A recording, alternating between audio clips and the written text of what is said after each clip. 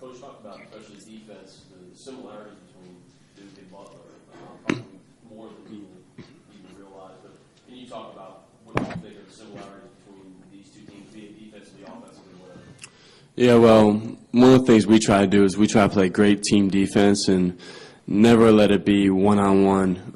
At any point, we do a great job of helping, and I think they're similar in that way where they really have great help side defense, and you really can't penetrate and get all the way most of the time because they have a couple guys helping and slapping at the ball, and they have really active hands, so they get a lot of turnovers that way. So I would say that's the biggest similarity between the two teams, the way we help, and really, they also have really good on-the-ball defenders, so that's a big strength for their team. Jon, the senior class, you and Zubes and Lance, you guys took a lot of lumps, took a lot of criticism, locally and nationally. Just how gratifying is it, or kind of take me through the feelings that you guys have that you're going to get a chance to end your career playing the last game of the season, or your last game, rather? Yeah, well, it's hard to believe. Up until this point, I've always felt, I don't want this to be the last time I lace up my shoes, but this is, no matter what. So to be in this game, this is where we want to be, and clearly we're not satisfied with it, but to do the things we've done this season and be in this position, we can't ask for more, and we're gonna let it all go Monday night, but it feels great. Gentleman in the third row. First of all, real quick, where do you keep that picture?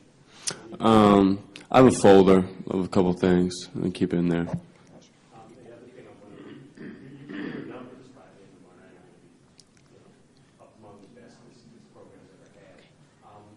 You came in, a lot of really high-profile players have come along since you've been here. You were asked to switch positions and take on different responsibilities over the course of time. Have you thought about the direction your career has taken and the fact that not only might be not a chance to win a championship, but your numbers are going to be, really up in the highest portion of the players. Yeah, well, I feel I've given my all for 4 years and been fortunate to play a lot, even as a freshman. So for me, it's an honor just to be in those games and, like you said, just being in comparison or be talked about with hopefully some of the great players play at Duke. That means a lot. I've looked up to a lot of the guys who have played at Duke over the years, and so hopefully people can look at me like that. And it's just an honor to be talked about with them. Chris.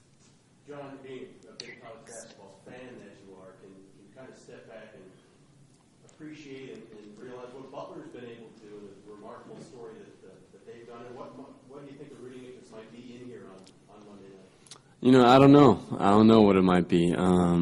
But for me, I've had a good chance to watch Butler a few times this year, and I've really liked the way they've played. I'm a big fan of teams who play the right way, and they do. So for me, that's something I've enjoyed watching their team, and that's why I know it's going to be a great challenge for us to go up against them Monday. I don't know what it'll be like. I'm sure it'll be mostly pro Butler, but we're used to that, and we're ready no matter what.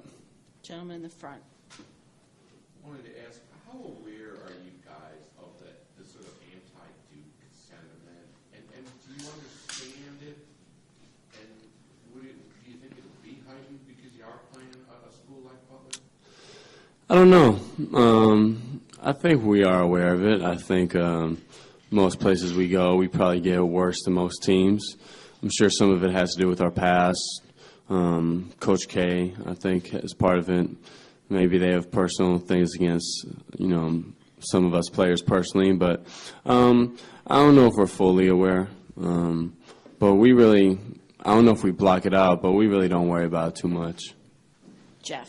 Hey, Jon, I would assume Nora will probably on you. How would you compare him? Did you see him at all last night? Yeah, I've had a chance to watch. I mean, he's probably one of the best defensive Yeah. players I've seen on the perimeter. Would you agree?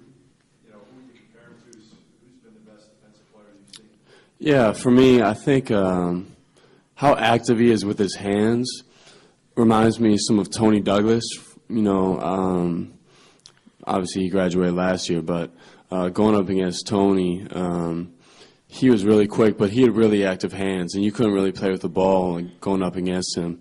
And Nord kind of reminds me of him in that way. He's a little bit smaller, but just as quick, and his hands are really active. So I played against similar guys like him, but he's a great defender, like you said, and I need to be really strong with the ball going up against him. Gentleman in the second row. Communication with JJ, and obviously his career ended very differently than yours was. I know it left him with some scars. Can you just relay some more specifics on what he's talking about?